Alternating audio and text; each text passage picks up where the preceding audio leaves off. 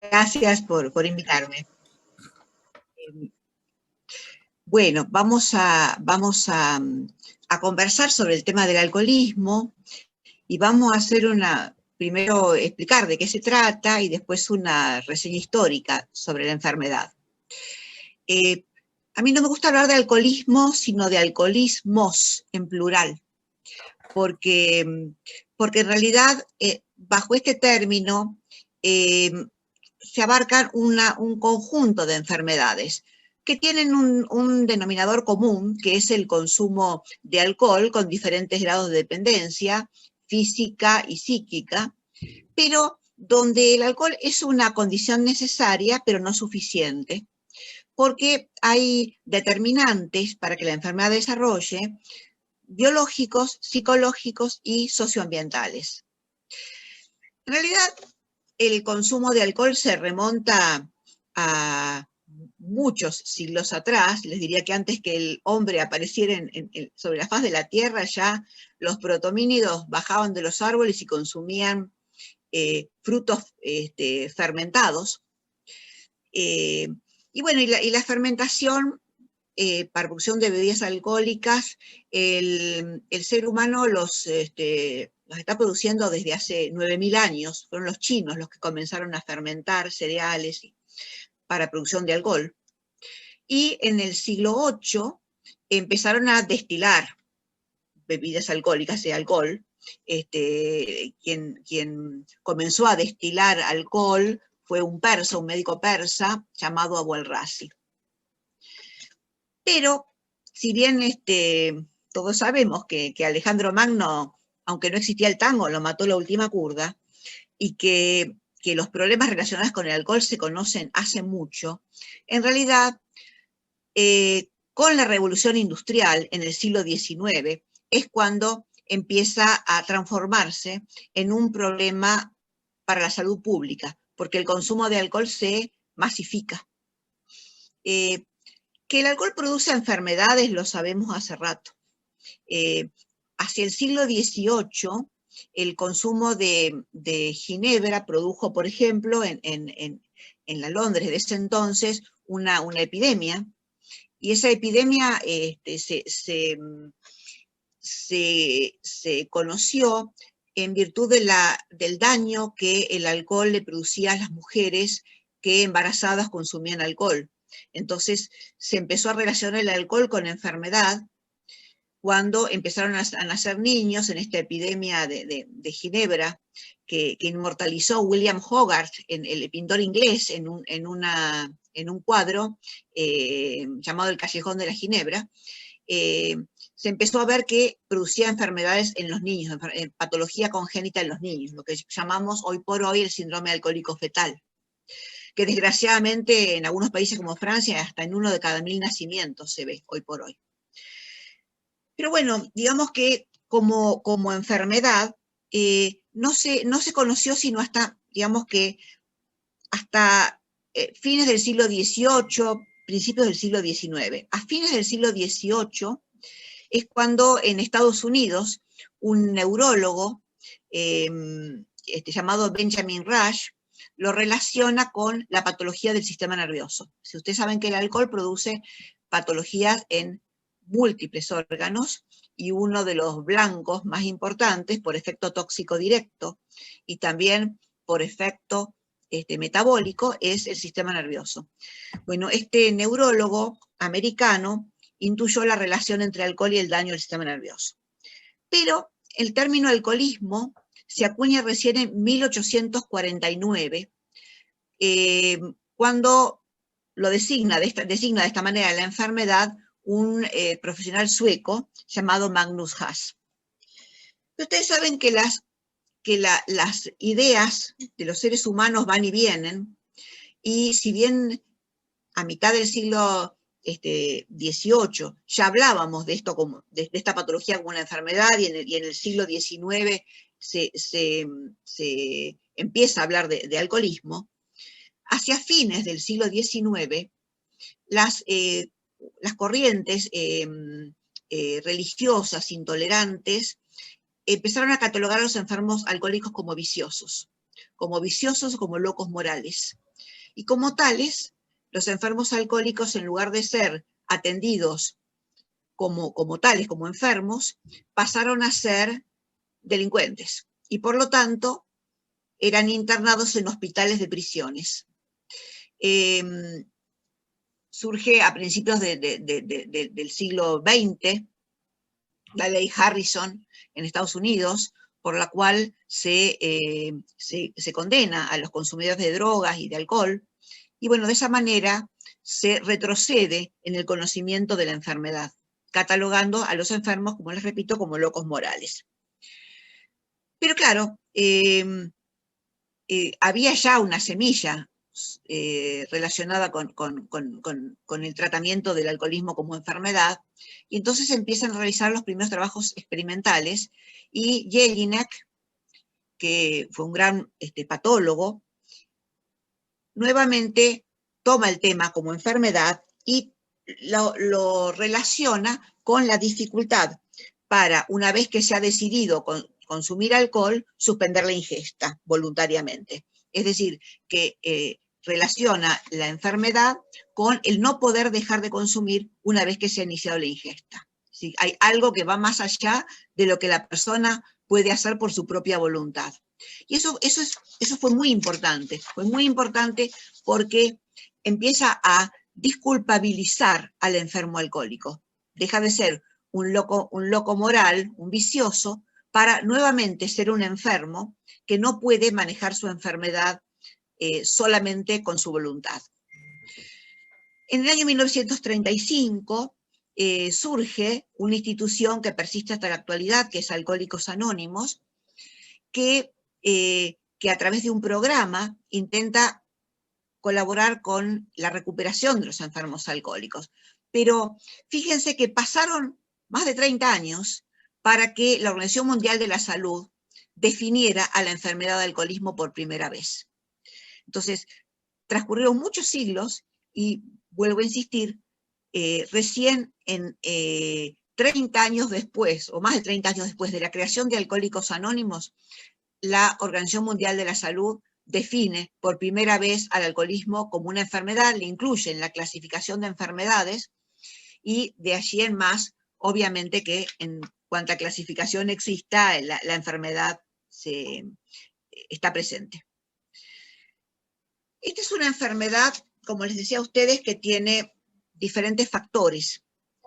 Tiene factores biológicos, es decir, no es enfermo alcohólico el que quiere, sino el que puede. Los primeros estudios que se hicieron respecto de la relación de la biología con la aparición de la enfermedad tiene que ver con estudios que se hicieron en gemelos en la década del 60 del siglo pasado. Se vio que chicos mellizos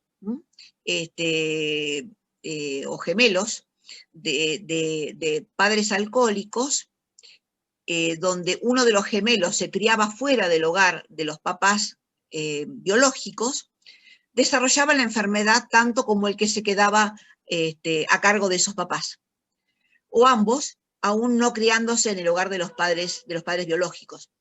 Entonces empezó a pensar que había algún componente hereditario para el desarrollo de la enfermedad. Y de hecho, es muy frecuente ver que, sobre todo en el caso del papá, la mamá también, pero más en el caso de los varones, hay alcoholismo en el padre o en el abuelo, o en algún tío paterno. También se da en familiares de la mamá, pero con menos frecuencia. Hoy por hoy, ya hemos pasado esa etapa y sabemos que hay realmente marcadores genéticos que hablan de la predisposición a esta enfermedad. Son marcadores neurogenéticos que nos permiten establecer que una persona corre más riesgo que otras de desarrollar el alcoholismo. Obviamente que no son estudios que se hacen en la clínica habitual, pero sí a nivel experimental esto se sabe. Ahora, no todas las personas hijos de enfermos alcohólicos van a desarrollar la enfermedad. Hace falta otros elementos. Hace falta elementos psicológicos, ¿sí? Una predisposición para la enfermedad. Hay un autor, un alcohólogo famoso, que decía, pregúntenle a su paciente qué hace el alcohol por él y no qué es lo malo que le hace el alcohol. Porque muchas personas usan el alcohol para mejorar su estado anímico. Hay personas que viven con un estado de ánimo en menos, por así decirlo, un poquito por debajo de la línea media y que necesitan el alcohol para mejorar su estado de ánimo, que necesitan el alcohol para paliar un cuadro depresivo, que necesitan el alcohol, por supuesto que todo esto es entre comillas, para dormir, que necesitan el alcohol para liberarse. Esas personas, aún no teniendo un componente hereditario para desarrollar la enfermedad, están en alto riesgo de desarrollarla. Esto independientemente de que el alcoholismo se asocia muchas veces a pacientes con psicosis, es decir, con locura. Algunos pacientes esquizofrénicos utilizan el alcohol para paliar síntomas. Las alucinaciones, que son algo realmente muy molesto, muchas veces los enfermos esquizofrénicos consumen bebidas alcohólicas para paliarlas. Y entonces se confunden. Y es lo que nosotros llamamos patologías duales. Patologías duales. Es decir, que son alcohólicos secundarios a una enfermedad de base. Esto es muy importante clarificarlo, porque si hay una enfermedad de base, el médico que se hace cargo de ese enfermo tiene que tratar esa enfermedad de base, porque si no, el alcoholismo que es secundario no va a solucionarse. Pero también hay fenómenos sociales que predisponen al consumo de alcohol. El consumo de alcohol es alto cuando el alcohol es muy accesible. Aunque a ustedes les parezca mentira, la ley seca del año 1919, que obviamente fue muy criticada, fue algo muy violento y muy criticado, en las décadas siguientes a la ley seca, la tasa de cirrosis hepática por alcohol se redujo dramáticamente. Bueno, fue obviamente algo muy violento, muy compulsivo, pero quiero decirles que la enfermedad, cuando el alcohol no está accesible, la enfermedad obviamente es menos prevalente. El alcoholismo es muy frecuente en las personas que trabajan en ambientes donde se producen bebidas alcohólicas, es decir, es una patología típica de los gastronómicos, por ejemplo, donde se producen o se expenden bebidas alcohólicas. Pero también tiene que ver con otros fenómenos sociales, como son los que tienen que ver con la planificación del tiempo libre. Y con la planificación del tiempo libre y con la disponibilidad y la aceptabilidad de la sociedad para el alcohol. Hay sociedades muy permisivas para el consumo de alcohol, y dentro de esas sociedades hay grupos más permisivos que otros para el consumo de alcohol. Hay sociedades donde la expresión de la masculinidad tiene que ver con el consumo de alcohol y por lo tanto se autoriza y hasta se festeja el consumo de alcohol. Pero les decía que el consumo de alcohol tiene que ver con la planificación social del tiempo libre. Porque muy frecuentemente asociamos el consumo de alcohol con la alegría, con el festejo, con una despedida, con situaciones de tristeza. Y yo les voy a contar que hace unos años un grupo de médicos cubanos hicieron un trabajo muy divertido, les diría yo, desde el punto de vista de lo que investigaron. Ellos estudiaron 40 filmes, 40 películas latinoamericanas, algunas cubanas y otras no, entre ellas algunas películas argentinas, como Volver, como Esperando la carroza, y vieron que en un porcentaje muy alto del tiempo de las películas aparecía el problema del consumo de alcohol. asociado a diferentes cosas, como por ejemplo situaciones de amistad, situaciones de despedir a alguien, pero la cuestión es que el porcentaje del tiempo de la película relacionado con el consumo de alcohol era muy alto. Para que ustedes se den una idea, esta película Esperando la carroza, que seguramente todos la vieron o la escucharon nombrar, tiene 26 minutos del total del film relacionado con el consumo de bebidas alcohólicas. Quiero decirles, la relación que tenemos con el alcohol es realmente peligrosa, porque es como que no podemos festejar si no es con alcohol, no podemos pasarla bien si no es con alcohol, no podemos llorar una pena si no es con alcohol. Por eso les digo que la planificación del tiempo libre, la decisión de la sociedad respecto de cuándo, cómo y quién puede consumir alcohol y hasta cuándo, es fundamental para poder darle algún tipo de respuesta al problema que tenemos. Cuando digo algún tipo de respuesta, tiene que ver con la gravedad que el problema del alcoholismo tiene en nuestra sociedad. Para que ustedes se den una idea, en nuestro país, entre los 16 y los 65 años de edad, el 70% de las personas consume bebidas alcohólicas. De ese 70%, el 16% son varones y 2,5% son mujeres. Pero el alcohol produce en Argentina unas 30.000 muertes al año. Y estas son las muertes que vemos directamente relacionadas al alcohol. Me refiero a accidentes de tránsito, me refiero a accidentes laborales. Ustedes saben que en el 7% de los accidentes laborales y en el 10% de los accidentes de tránsito está el alcohol como base. Pero hay muchas muertes que también tienen que ver con el alcohol y que no aparecen como tales en los certificados de defunción, porque el alcohol es, digamos, la causa última. Es la causa última si uno desmenuza por qué falleció una persona.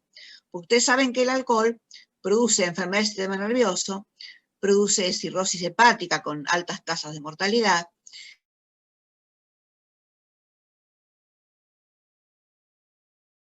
cánceres de colon se relacionan con el consumo de alcohol. El cáncer de páncreas se relaciona con consumo de alcohol.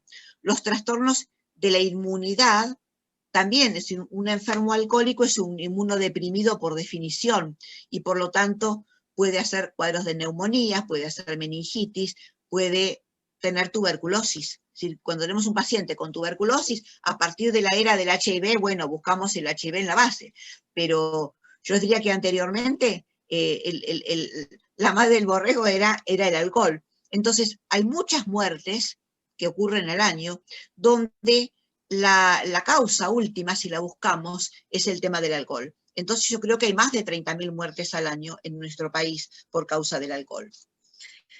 Usted sabe que el alcohol, además de matar, reduce la expectativa de vida laboral. Esto es importante porque tiene que ver con el costo social de la enfermedad. Las enfermedades no generan solamente un costo en el bolsillo de la persona que tiene que pagar una prepaga o una obra social o que se atiende en un hospital.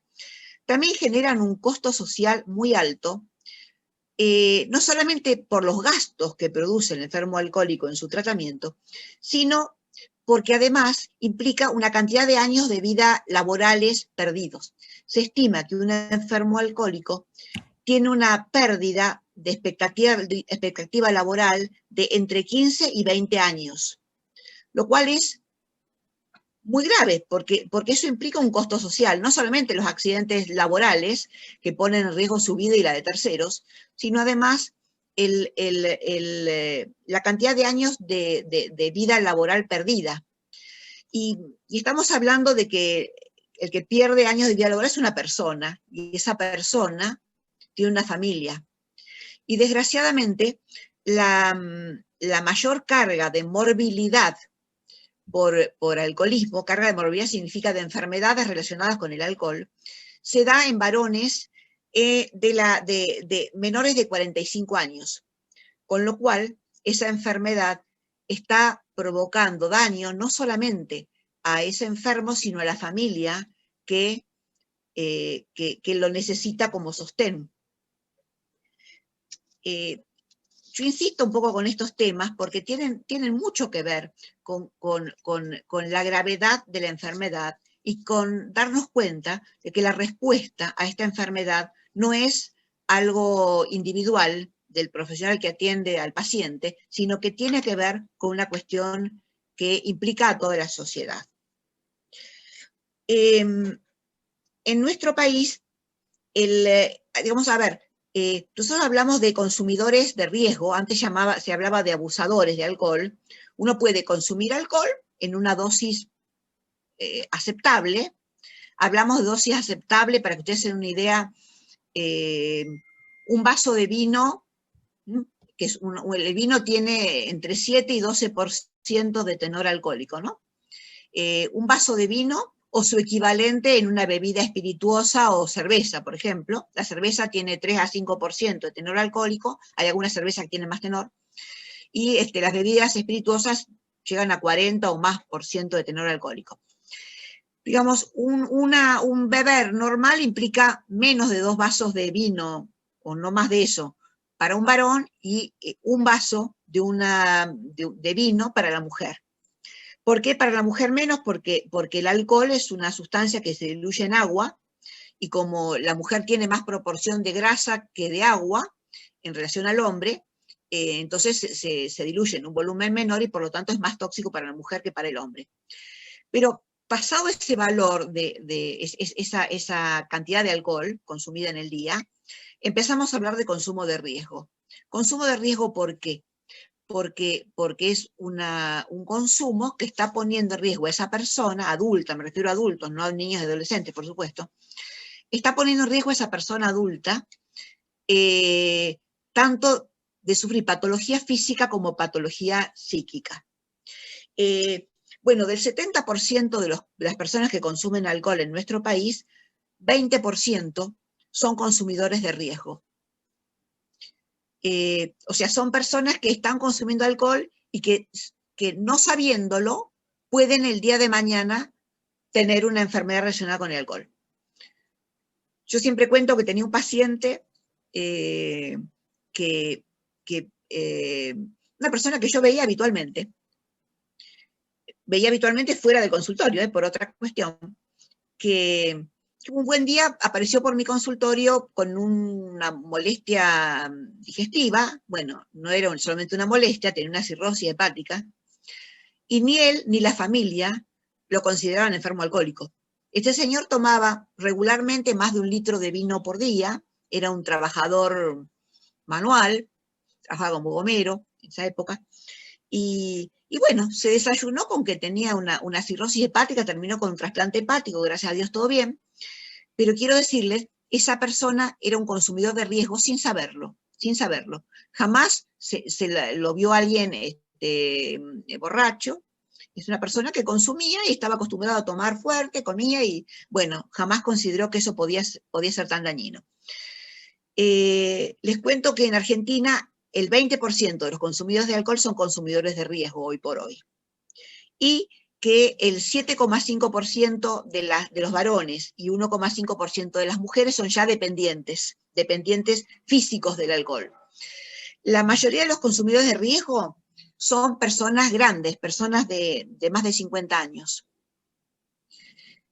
Hoy por hoy, bueno, estamos con un problema grave con los adolescentes que tienen consumos esporádicos de alcohol, pero gravísimos, lo que llamamos el pink drinking, que es el beber en forma de atracones, que sabemos que son tan nocivos como el consumo de riesgo diario, tan nocivos sobre todo para el sistema nervioso, ¿no?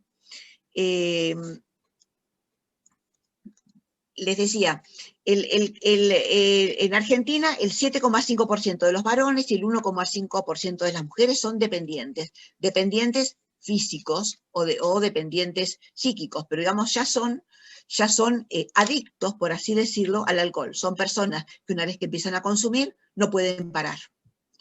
Esto no es algo, como les decía hace un rato, algo voluntario, porque el alcohol produce un cambio en la neuroquímica cerebral, tema en el que no voy a ahondar porque, bueno, si hay un médico presente acá lo podemos conversar, pero si no para el público general no tiene mucho sentido, pero produce un cambio en la bioquímica cerebral que tiene que ver con el mismo mecanismo adictivo que existe para cualquier otro tipo de drogas, para el consumo de cualquier otro tipo de drogas.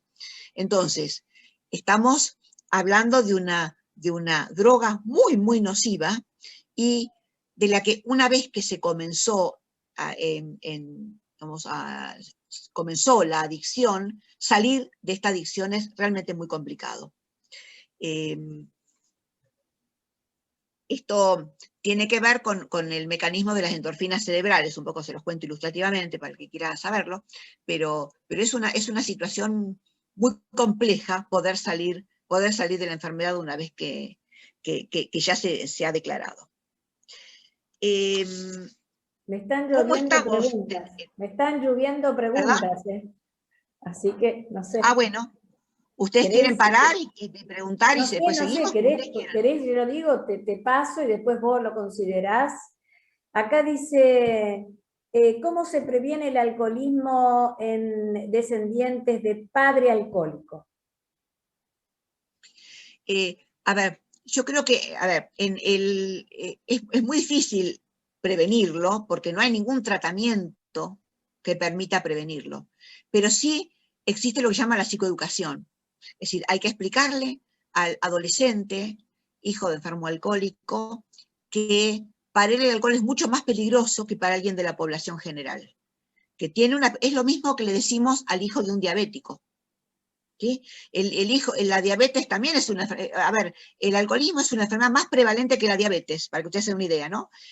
Porque la prevalencia de diabetes en el mundo es 5%. Y en este caso estamos hablando de un porcentaje más alto, como les dije hace un ratito. ¿Qué le decimos al hijo de un diabético? Y que es muy probable que si tiene diabetes tipo 2, que es muy probable que esa persona también desarrolle diabetes. Por lo tanto, le indicamos que tempranamente inicie ejercicios físicos, que trate de no consumir hidratos de carbono y que se chequee sus glucemias en forma periódica. Bueno, de la misma manera le decimos al hijo de un enfermo alcohólico que él tiene una predisposición mayor para poder desarrollar la enfermedad, que no significa que necesariamente la vaya a desarrollar, pero que tiene más riesgo que alguien de la población general de desarrollarla. Por lo tanto, es muy importante a ese chico darle la información adecuada. Y si los padres detectan que hay algún tipo de tendencia al consumo peligroso de alcohol, obviamente realizar una consulta médica o psiquiátrica. ¿Hay alguna otra pregunta? Hay preguntas, pero si vos considerás que tenés que continuar para redondear tu disertación, después te paso las preguntas. Bueno, bien, entonces vamos a dar algunos datos más para que sepamos dónde estamos y después seguimos con las preguntas. ¿Cómo está el consumo de alcohol en Argentina? El consumo de alcohol en general, porque yo les dije a ustedes que no hay alcoholismo si no hay alcohol. Y Argentina es un país vitivinícola por excelencia y donde en las últimas décadas es ha generado la atracción de la industria cervecera. De manera que aquí tenemos muy accesible el alcohol. Sepan ustedes que en la última década en el mundo el consumo de bebidas alcohólicas aumentó entre un 15 y un 20%. El consumo es de 25 billones de litros al año en forma de alcohol puro, ¿no? Y yo les dije que hay bebidas que tienen 3%, otras tienen 12%, otras tienen 40% de alcohol. Bueno, saquen las cuentas. Hay un incremento en el mundo del consumo de bebidas espirituosas, me refiero al whisky, al vodka, y en Europa de algunas sidras, en detrimento del crecimiento vertiginoso que antes tenía el consumo de cerveza. En América, aunque se sigue consumiendo muchísimo, ¿no? En Europa la cerveza y digamos son los mayores consumidores del mundo. Pero el crecimiento es un poquito menos vertiginoso porque hay ciertos cambios en los targets que tiene la industria de bebidas alcohólicas. En América Latina se están consumiendo 8,5 litros de alcohol per cápita al año. Ustedes piensan que el promedio mundial es 6,2, con lo cual estamos por encima del promedio mundial en América Latina. En Argentina, el consumo de alcohol per cápita está en 9 litros, estoy hablando de alcohol absoluto, 9 litros per cápita al año. Es decir, que estamos por encima del promedio de América Latina. El consumo de cerveza, que es el que nos preocupa por los chicos, porque va dirigido básicamente a los chicos jóvenes, porque la cerveza, como tiene poco alcohol, es parecida a las gaseosas, es refrescante, es muy atractiva para los jóvenes. El consumo de cerveza en nuestro país en la década del 80 estaba en 7 litros per cápita, y este momento está en 40, pasado, y más también. Y bajó la edad de consumo de cerveza en la última década a 10 años. Quiero decirles que, si bien no estamos en los valores de consumo que tienen en Alemania, donde el promedio de consumo es de casi 120 litros al año per cápita, estamos en 40, pero vamos en camino de, porque en Europa el crecimiento del consumo de cerveza es mucho menos vertiginoso que el que se ve en este momento en América. En América el consumo de cerveza va creciendo, y si ustedes calculan que para el año 2050 se estima que la población de América va a estar en los 750 millones de personas, bueno, es un target muy interesante para la industria cervecera.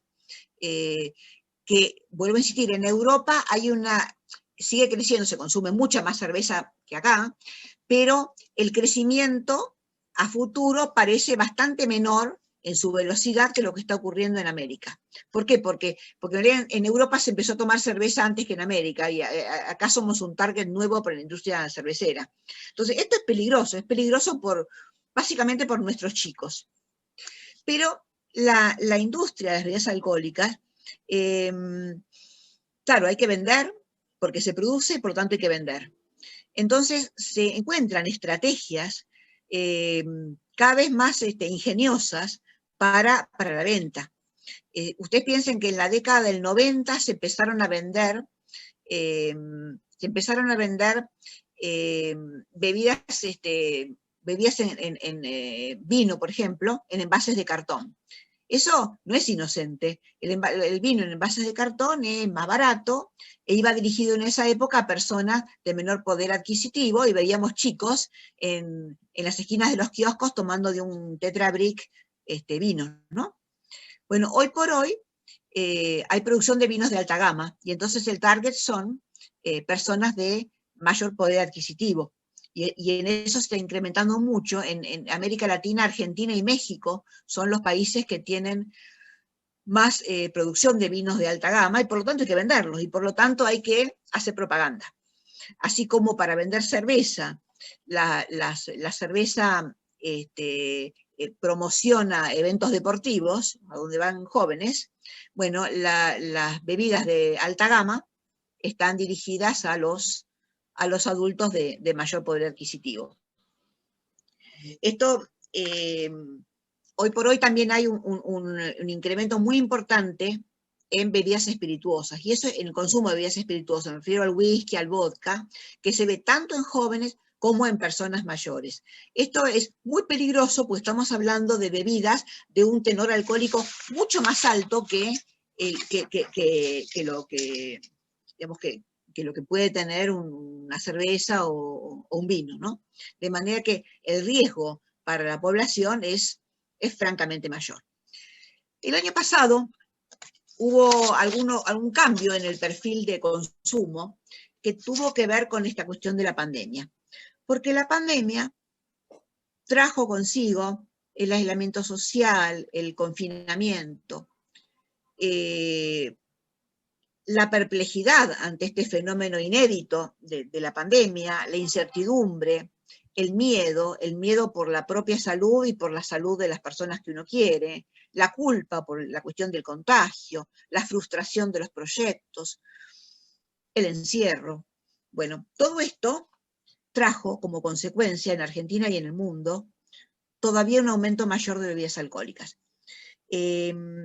para que ustedes se den una idea, en el AMBA, el año pasado, hubo un aumento de consumo de alcohol en el 45% de las personas. El consumo mundial de alcohol aumentó un 20%. Se cuadriplicó el número de personas de entre 35 y 45 años que consumían bebidas alcohólicas. Claro, bajó durante la época de confinamiento el binge drinking, es decir, el consumo de alcohol en forma de atracones de los jóvenes, ¿no?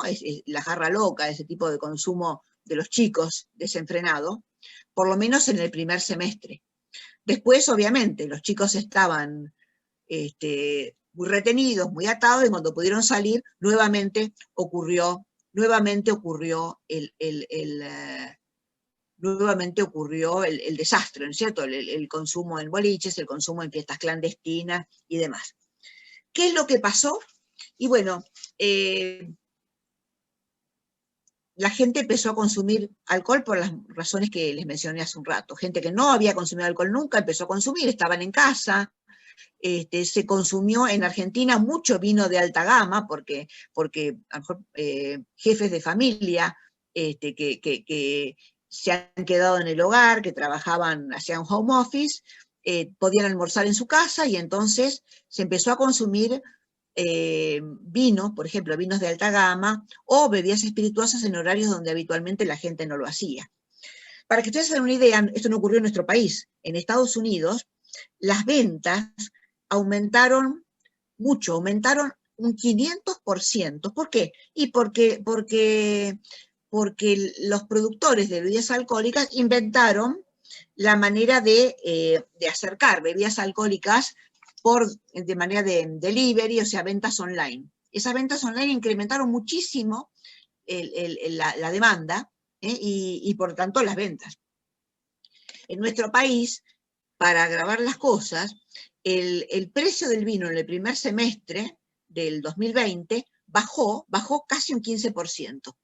Y eso también facilitó, porque como es más complicado exportar, entonces había que venderlo en el país, bajó un 15%. Con lo cual, el consumo de estas bebidas se incrementó.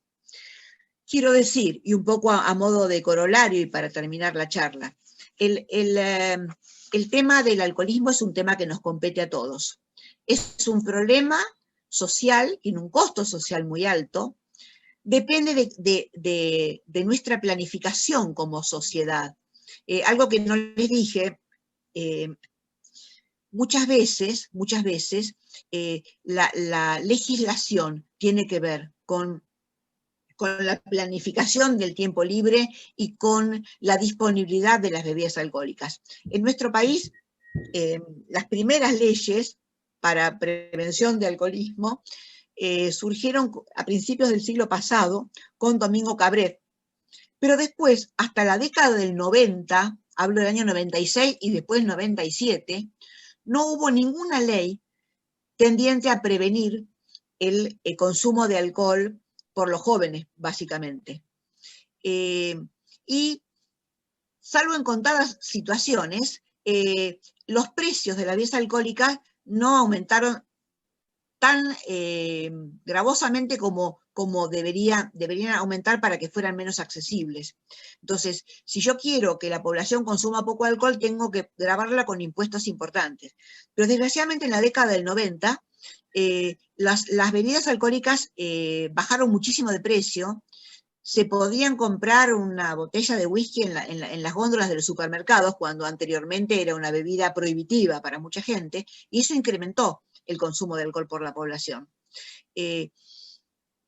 Por eso es que, si bien, como les decía hace un rato, la ley seca disminuyó la tasa de cirrosis en las décadas que siguieron, en realidad lo más efectivo fue la ley sueca. Los suecos lo que hicieron fue aumentar el precio aumentar los impuestos a las bebidas alcohólicas, y eso redujo francamente el consumo de alcohol por la población. Lo hizo mucho menos accesible. Entonces, yo creo que son importantes las leyes sancionadas en la provincia de Buenos Aires y a nivel nacional en la década del 90, que tienen que ver con información respecto del problema del alcohol, que tienen que ver con tratar de impedir que los jóvenes tengan acceso al alcohol, que las propagandas sean menos frecuentes. Pero de todas maneras, si no actuamos sobre el tema impositivo, sobre las bebidas alcohólicas, es muy poco probable que podamos solucionar el problema. Es difícil, porque esto es una tensión entre el ser un país que produce bebidas alcohólicas y que por lo tanto tiene que promocionarlas y venderlas y hacerlas accesibles, y el problema de salud, los efectos negativos que el alcohol tiene. Quiero decir, y vuelvo a insistir, lo que tenemos es un problema que necesariamente involucra un compromiso social. Esto no es un tema médico ni exclusivamente de salud pública, es un tema de orden político y de orden social. Muchas gracias. Bueno, entonces puedo hacerte algunas preguntas, ¿verdad? Que me han surgido acá. Dice, si te podés explayar un poquito sobre el alcoholismo fetal. Sí, el alcoholismo fetal o síndrome alcohólico fetal es una patología que se ve en los hijos nacidos de mamás que consumen bebidas alcohólicas durante el embarazo. La tolerancia para el alcohol en el embarazo es cero, es absolutamente cero. Es una patología que tiene una prevalencia de uno cada 1000 nacimientos y que se expresa a través de daño en el sistema nervioso central. Son chicos que tienen retrasos madurativos, dificultades para el aprendizaje, o retrasos mentales directamente muy importantes, malformaciones cardiovasculares y malformaciones óseas. Hay otras malformaciones menores. De manera que en el embarazo la tolerancia al alcohol es cero. Es cero. Acá dice, ¿se consideran los accidentes provocados por la agresión de una persona alcohólica que pierde la conciencia y agrede a un otro? A ver, ¿que agreden a otra persona? ¿Cómo? Perdón, no entiendo la pregunta. Dice que se consideran los accidentes provocados por la agresión de una persona alcohólica que pierde la conciencia y agrede a otro. A ver. Si es un accidente o a eso me refiero, ¿no? Por una agresión de alguien. Hoy por hoy, una persona que toma alcohol y conduce un vehículo sabe a priori que está cometiendo un riesgo. Obviamente que una persona que tiene capacidad para conducir un vehículo no está en estado de inconsciencia, ¿sí? Tiene sí disminuidos sus reflejos, tiene disminuida la capacidad de reacción, tiene disminuida su coordinación, pero en estado de inconsciencia nadie conduce. Entonces, yo no soy abogado, no quiero opinar sobre temas jurídicos, pero digamos, lo que exime de un delito, hasta donde yo sé, y dice el artículo 34 del Código Penal, es un estado de inconsciencia. El alcohol puede llevar a un estado de inconsciencia, pero obviamente que en un estado de inconsciencia una persona no estaría en condiciones no estaría en condiciones de conducir un auto. Puede hacerlo en un estado crepuscular, pero eso es una situación muy excepcional. Muy excepcional, es un tema médico-legal muy finito, en el que no me quiero meter. Pero una persona que consume alcohol sabe a priori que no puede conducir un auto. Una persona que consume alcohol sí puede cometer un ilícito, puede agredir porque el alcohol es un desinhibidor, es como un anestésico. Entonces, lo que hace es aplasta, digamos, a la corteza cerebral y permite que se liberen los centros más primitivos del cerebro, y entonces la persona actúa con desinhibición. Y el que está desinhibido bravuconea y puede agredir, pero puede hacerlo, pero es consciente y puede evitarlo si quiere. Es todo un tema médico-legal complejo para tratar en este momento, pero... No, está bien. ¿Y qué medicación, dice acá, se usa, si es que hay medicación, en alcohólicos? ¿Hay alguna A ver, medicación o es toda la a ver, parte psicológica? a ver. Como les decía hace un rato, hay diferentes tipos, son diferentes enfermedades. El alcoholismo son muchas enfermedades juntas. Muchas enfermedades, perdón, diferentes. Si se trata de un enfermo alcohólico secundario, es decir, es un paciente con una patología psiquiátrica que consume alcohol para paliar sus síntomas, lo que hay que hacer es tratar la patología. Si un paciente con una depresión y está usando el alcohol porque necesita levantar su estado de ánimo, lo que tengo que hacer es tratarlo con un antidepresivo. Si se trata de un alcohólico primario, es decir, un alcohólico que no tiene una patología de base, aunque pueda tener, obviamente, en su personalidad cuestiones que lo predisponen, lo que el médico puede hacer es ayudarlo a atravesar la abstinencia. Si primero hay que convencerlo de por qué tiene que dejar tomar alcohol, que tiene que dejar tomar alcohol, por qué tiene que dejar tomar alcohol, porque como les decía hace un rato, el enfermo alcohólico encuentra un beneficio, entre comillas, en esa bebida alcohólica. Defiende la copa como sea, porque aprendió, entre comillas, que el alcohol lo ayuda a atravesar situaciones. Entonces, yo tengo que venderle a mi paciente, tengo que explicarle a mi paciente por qué le conviene dejar de tomar alcohol. Y eso lleva todo un proceso. Es largo hasta que el paciente decide que quiere iniciar un tratamiento. O sea, se reconoce como enfermo alcohólico, primer punto. Y el segundo punto, decide que quiere iniciar un tratamiento. Una vez que uno consiguió eso, entonces puede hacer dos cosas. Si el paciente hace una abstinencia, que es el cuadro que aparece por deprivación de la sustancia tóxica, en el caso del alcohol, y atraviesa su abstinencia sin mayores complicaciones físicas, con algunas vitaminas para prevenir un daño del sistema nervioso, uno lo lleva adelante sin problema. Eso ocurre en la mayoría de los casos. En otros casos, la abstinencia alcohólica es muy sintomática y requiere medicación, medicación psicofarmacológica, además de vitaminas, además de ciertos cuidados, y en algunos casos requiere directamente la internación. Una abstinencia grave es un paciente con un predelirium o un delirium tremens, es un paciente que puede morirse deshidratado. Un paciente, digamos, alcoholizado, en un coma alcohólico, se puede morir por una hipotermia. Entonces hay situaciones donde uno tiene que internar al paciente.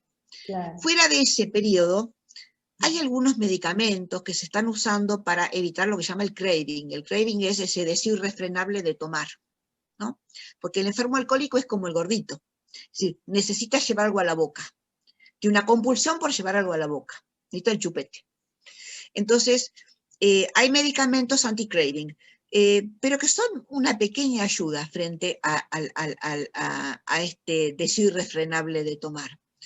Yo soy una convencida de que el enfermo alcohólico es un enfermo al que, digamos, hay algo más profundo en su enfermedad, que tiene que ver con el no poder hablar, el no poder expresar lo que le pasa.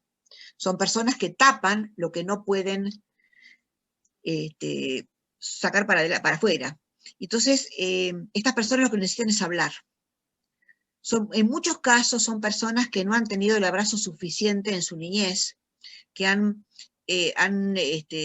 sufrido abandono, o no abandono, pero no han tenido papás que los han podido escuchar suficientemente. Entonces esos chicos no aprendieron a hablar y llegan adultos sin saber hablar. Y entonces la palabra es más sanadora muchas veces que muchos medicamentos. Por eso es que a todos mis pacientes enfermos alcohólicos yo les recomiendo la concurrencia a los grupos de alcohólicos anónimos. Hoy les mencioné que es una institución, una ONG, que nace en Estados Unidos en el año 1935 y que persiste hasta la actualidad, ayudando todos los días a enfermos alcohólicos. En Argentina hay más de 900 grupos de alcohólicos anónimos.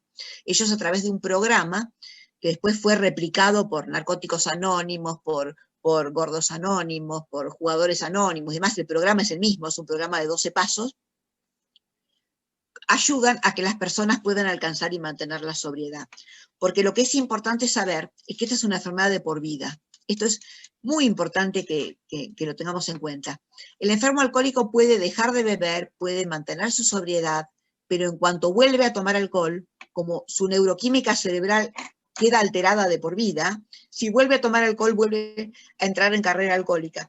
Por lo tanto, la persona que desea dejar de tomar, hay que explicarle que, bueno, que el juego es a todo o nada, que no hay intermedios y que no hay vuelta al alcohol. Porque hay personas que han dejado de tomar por muchos años y que intentaron volver a tomar y al intentar volver a tomar entraron otra vez en carrera alcohólica. Eso tiene que ver con que una vez que el alcoholismo se declaró, la enfermedad está de por vida, de por vida. Hay un experimento que realizó un alcohólogo chileno en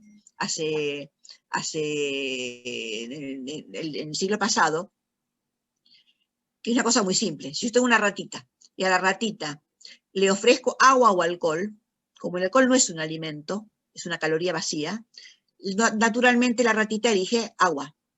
Pero si yo a esa ratita le instilo cada día en el cuarto ventrículo del cerebro una gotita de alcohol, al cabo de unos meses le vuelvo a ofrecer agua y alcohol y la ratita quiere alcohol. Es decir, se produjo una alteración en la neuroquímica cerebral que deriva en que esa ratita se hizo adicta al alcohol. Bueno, una vez que la neuroquímica cerebral se alteró, ya no hay vuelta atrás. Entonces, el juego es a todo o nada y esta enfermedad es de por vida. Por eso es que uno puede mantener la sobriedad, pero nunca se cura del alcoholismo. Eso es un concepto que creo que es importante tenerlo en cuenta. Acá están preguntando, ¿existe algún programa junto con el Cedronar para la prevención o algún proyecto de ley que trate de limitar la difusión o incitación al consumo? Sí que hay un proyecto de ley que hace poco se presentó al Senado, pero no estoy demasiado al tanto de todo el contenido de eso, porque es un proyecto. Claro. Leyes respecto del alcoholismo no hay mucho nuevo. Sí sé que hay un proyecto que estaban trabajando, pero no les puedo decir mucho más que eso. Son evidentemente de corte preventivo. Son proyectos de corte preventivo. Yo tuve una reunión con gente del Cedronar hará un mes y medio, y ellos están buscando el apoyo de instituciones como Alcohólicos Anónimos, para que ustedes tengan una idea. Es complicado. Yo creo que no se... Personalmente, creo que las instituciones pueden ayudar, las instituciones médicas pueden ayudar, pero médicas me refiero psiquiátricas, psicológicas, los hospitales, instituciones como el Cedronar o como los CPA aquí en Provincia de Buenos Aires, pueden ayudar un poco, pero acá hay algo más fuerte, que es la decisión social de prevenir el problema del alcoholismo. Insisto, si no bajamos los impuestos, si no hacemos el alcohol menos accesible, si no planificamos el tiempo libre, si no tomamos una decisión como sociedad, lo demás es solamente una letra escrita que a mí no me termina de cerrar como única solución. Todo suma, pero la solución no la podemos poner en el Cedronar. Acá dice, no se han hecho campañas para concientizar sobre la peligrosidad del alcohol durante el embarazo. ¿Por qué luego una persona alcoholizada no se acuerda de lo que hizo? A ver, el alcohol afecta a la corteza cerebral. Claro, es eso. Una persona enferma alcohólica que consume desde los 20 hasta los 40 años, si ustedes le miran una tomografía computada de su cerebro, una resonancia magnética de su cerebro, van a ver que es similar al de un anciano de 80 años. Es decir, que se atrofia el cerebro por causa del alcohol. Y una de las cosas más comunes es el trastorno de memoria. De todas maneras, la laguna mental al día siguiente del consumo de alcohol es una alerta importante. Es lo que llamamos el palimpsesto alcohólico y es un indicio de que esa persona ya entró en carrera alcohólica. Es decir, no es inocente un palimpsesto alcohólico. Es la laguna mental de lo que pasó la noche anterior. Eso es un indicio de que esa persona ya está entrando en carrera alcohólica. Es un inicio de la enfermedad. Una preguntita, dice, entre el alcohol y las drogas, la diferencia es que el alcohol es devastador de nuestro cerebro y las drogas interfieren en los jóvenes en el desarrollo del cerebro. ¿Es así? A ver. ¿La diferencia entre una cosa y la otra? Hay un alcohólogo español, un catedrático, Alonso Fernández, describe, clasifica las drogas como psicodélicas, nirvánicas y dionisíacas, ¿no? Las psicodélicas, que es el ácido lisérgico, las nirvánicas como el opio, y las dionisíacas como el alcohol. El alcohol es una droga más, esto es lo que hay que tener en cuenta. Y los efectos de adictivos del alcohol son exactamente iguales a los de la cocaína, la marihuana o el ácido lisérgico o las drogas de síntesis nueva. Son drogas. La única diferencia que hay entre el alcohol y las otras drogas, porque el alcohol es una droga como tal, es un tóxico, es una droga como tal, es que el alcohol es lícito y las otras son ilícitas. Porque alguien dijo, esto lo permitimos, porque acá tenemos vides y producimos vino y producimos cerveza, entonces este lo permitimos y el otro lo prohibimos. Pero es una droga lícita, es lo único. La única diferencia es que es lícito y los otros son ilícitos. Los psicofármacos son drogas lícitas. El alcohol es una droga lícita, las otras son ilícitas. Claro, claro. Entonces, Entiendo. los psicofármacos que en Argentina corren como agua, digamos, y muchas veces sin prescripción médica, también son una forma de adicción. El chico que está viendo al papá que por cualquier situación adversa se toma un diazepam o un clonazepam o lo que ustedes quieran, está viendo que el papá soluciona sus problemas con una sustancia externa, con una sustancia química. Está usando la sustancia para obtener un efecto. Está usándolo como muleta para ir por la vida. Entonces, este papá está usando mal una sustancia lícita.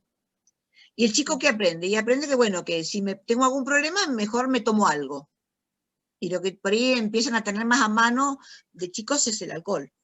Entonces, la única diferencia es esa. Unas son lícitas, las otras son ilícitas. Bueno, acá ya no tengo más preguntas, entonces, como somos gente conocida y amigos, me gustaría que te despidamos y que de esta forma, ¿no? Vamos a desconectar, por favor, Claudia, el sonido, el micrófono, para que aquel que quiera expresarse saludándola, le demos el gusto de, si podés desconectarlos. Sí, a ver. Traten de desmutearse. En teoría yo les permito que se desmuteen solos. Está. Sí. Una preguntita que mandé, pero creo que no llegó o no la escribí bien. ¿Hay tiempo Sí. de hacerla? Sí, dale, sí. ¿Sí?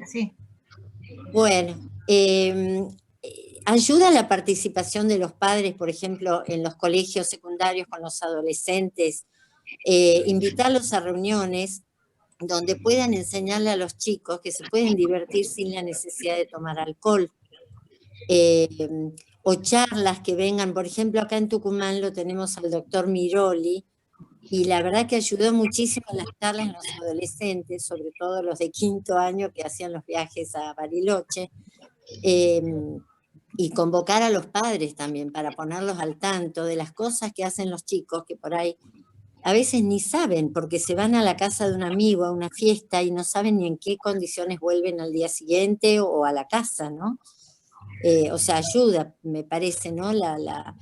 Incluir a los padres en esa etapa que, bueno, estaría a cargo de las instituciones, ¿no? Escolares. Sí, yo tuve el gusto de conocerlo, Alfredo Miroli, es una autoridad en el tema, es una autoridad a nivel nacional, sí, muy excelente. admirado y muy querido. Digamos, sí está previsto que en las currículas de la primaria, la secundaria y la universidad se trate el tema del alcoholismo. Yo creo que es importante, pero no tiene que ser una sola charla, tienen que ser charlas, una cosa es informar y otra cosa es formar.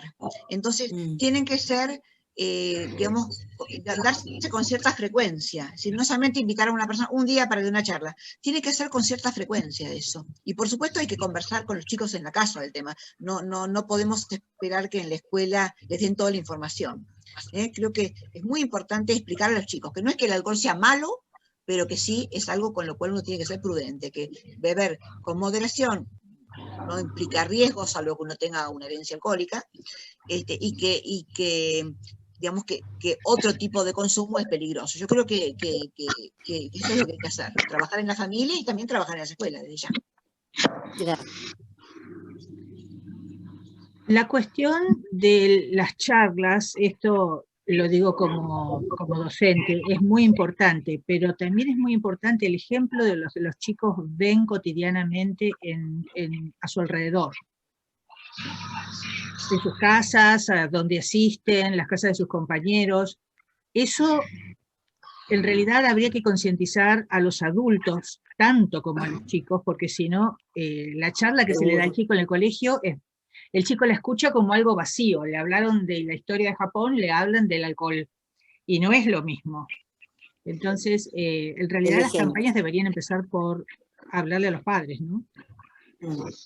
Yo no sé si Malala, algo querés decir. ¿el audio está abierto o no? Sí, Sí, un segundito. lo que yo quería decir Malala, escúchame, espera un segundo, voy a dejar que el señor Fortunato Supa hable y después. Señor Fortunato, por favor. Sí, bueno, la verdad que me pareció muy, muy interesante el tema. Particularmente yo tengo un familiar con un problema serio alcohólico, pero la verdad que hay varias cosas que rescato. Primero, el tema del embrión, de los embarazos, cuando una mamá es alcohólica no sabía de su afectación. La verdad que es un tema no menor. Otro tema que siempre me pregunto, el porqué ahora de esta modalidad de las previas, ¿no? De los chicos resulta que para ir a bailar, primero se tiene que tomar y después van a bailar, ¿no es cierto? Y la verdad que la otra que me pareció muy interesante, la definición entre la drogadicción y el alcoholismo, de que uno es lícito y el otro no. Pero en ambos casos, por lo que usted dice, profesional, es muy interesante en cuanto a que las dos cosas son una adicción fuerte. Yo felicito de mi parte la charla, me encantó. Malala, ¿qué querías decir? Y muchas gracias.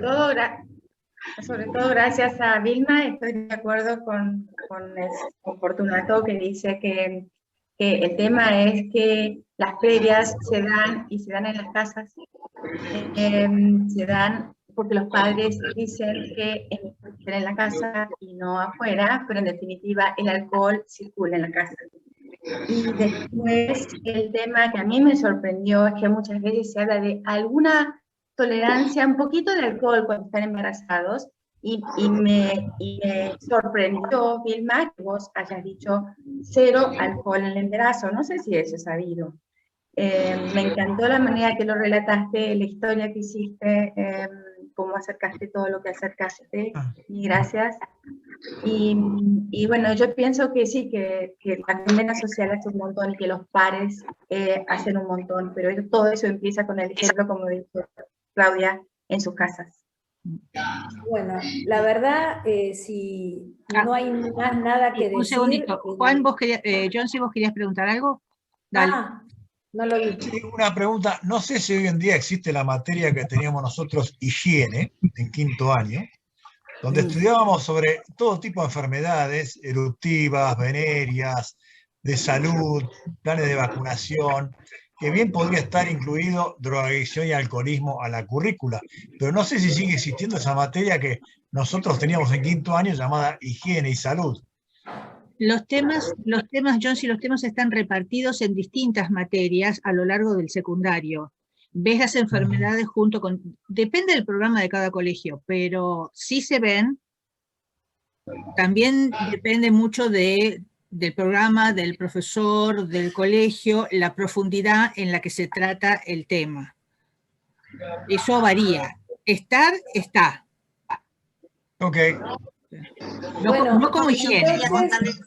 Me pongo los lentes para verlos mejor, que son todos... ¡Ay, Silvia! Silvia Iacona, decilo. Sí, no, yo que antes que nada quería agradecer muchísimo la claridad de Vilma, bueno, a quien conozco en profundidad, o sea, que es alguien que sabe realmente de lo que habla.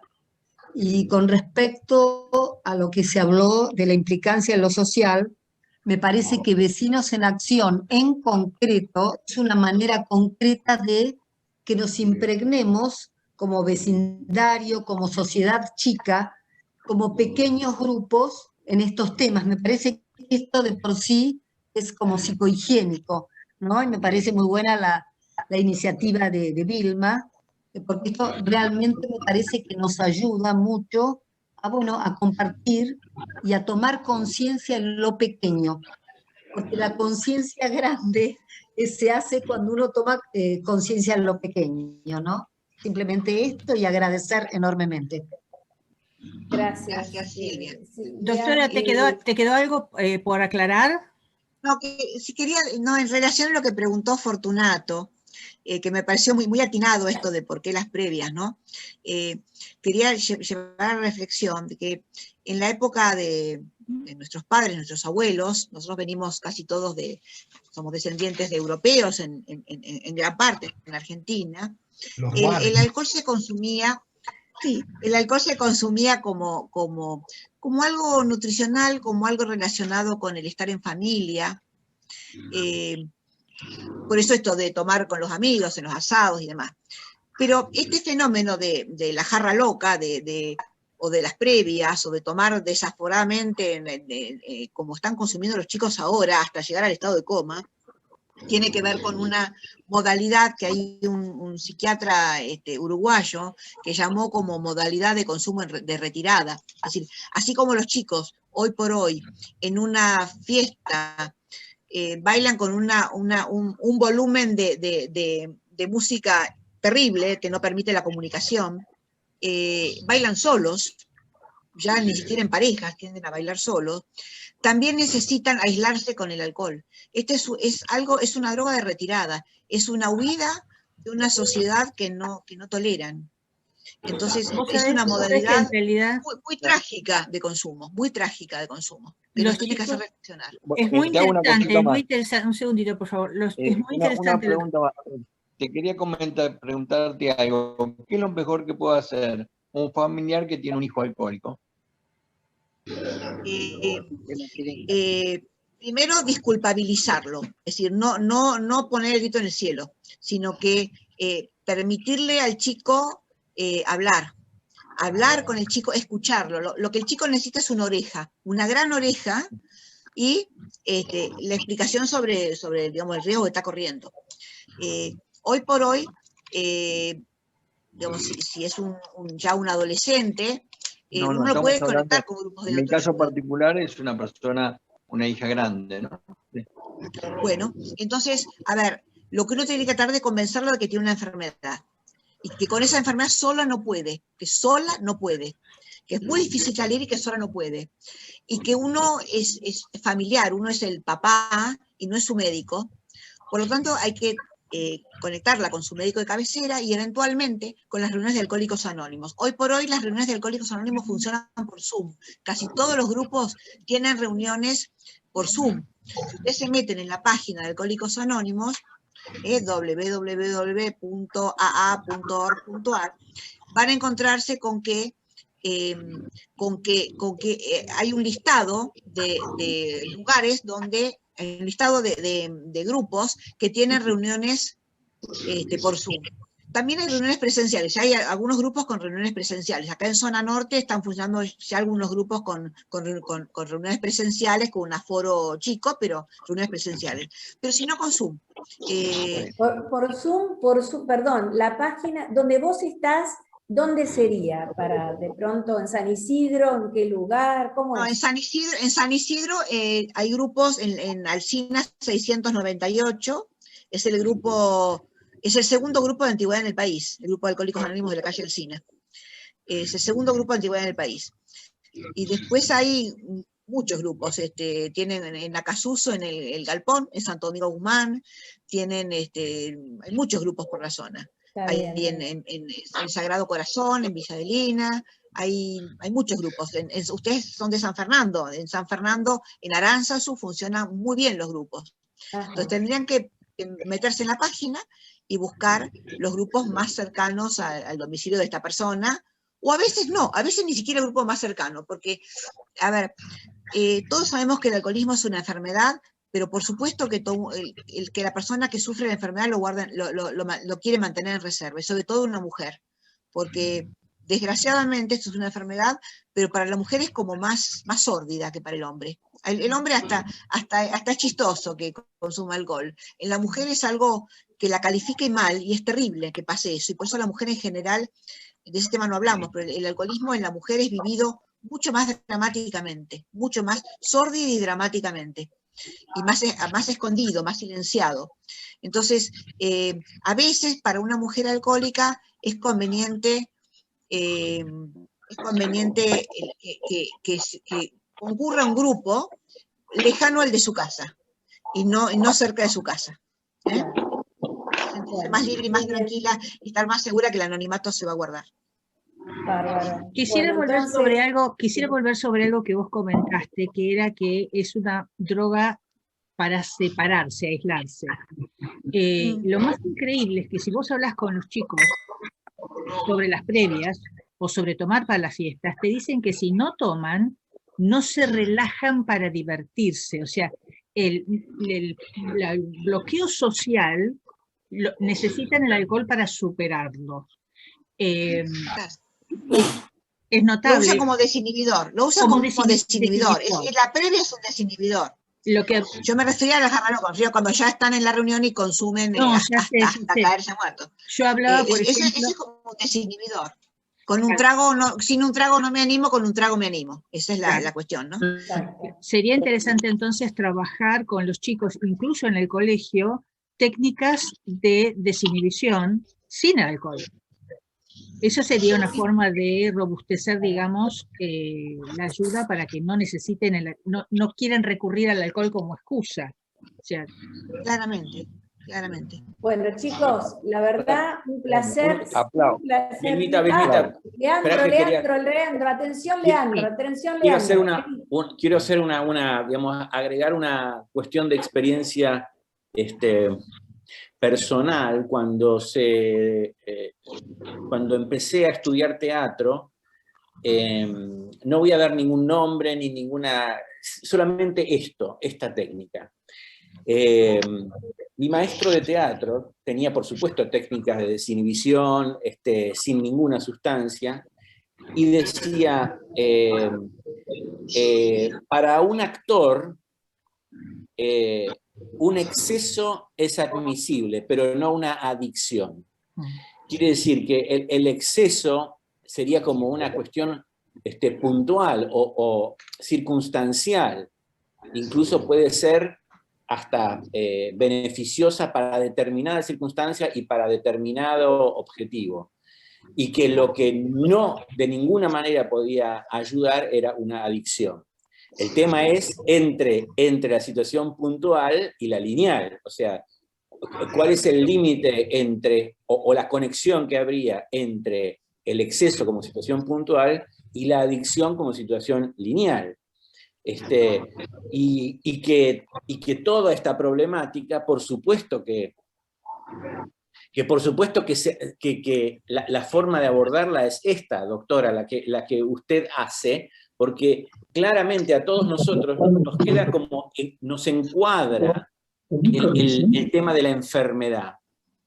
Pero así cuando llegamos al foco de que es una enfermedad que padece un individuo, hay que entender también que es una enfermedad que está padeciendo la sociedad y que está padeciendo nuestra cultura, porque está, no solamente que está, digamos, legalizado, sino que está estimulado por un sistema de producción y consumo que más que facilitarlo, lo estimula. Entonces, o sea, esto da como que abre muchas ventanas, muchas puertas, y a mí me parece tan importante el tema, porque además se relaciona con todas las otras adicciones, de psicofármacos, de sustancias, de sexo, de trabajo, de todos los desvíos o desenfoques del eje al que aspiramos como humanos.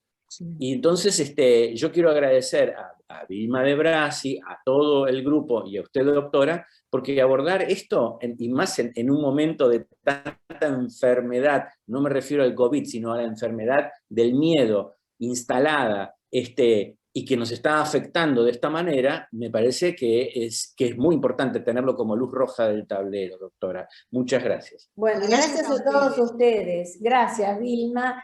Les comento que esto está grabado, que lo vamos a reenviar en breve cuando se Te iba a realice. preguntar si estaba grabado. Sí, está grabado, está grabado. Así que bueno, yo muy Bueno, muchas agradecida, gracias. gracias Claudia, gracias Cecilia, Gracias. una de las fundadoras de Vecinos en Acción, Cecilia Argibay, divina, que hace Era tiempo que no te Cecilia. veía. Cecilia, Qué sí, bueno, bárbaro. gracias Silvia, gracias a todos, gracias Gracias. de corazón. Gracias. Especialmente muchísimas gracias a nuestra invitada por la excelente La presentación, verdad que muy Por completa y supuesto, muy eso útil. desde ya. Desde ya. Un lujo, Muchas gracias. Vilma, un Muy lujo. interesante. Un Un lujo. placer, un placer. Un placer. Chao, chao. Gracias. Chao. Gracias, Vilma. Hasta luego. Buenas noches. Gracias, Gracias. Vilma, y a todos. Gracias.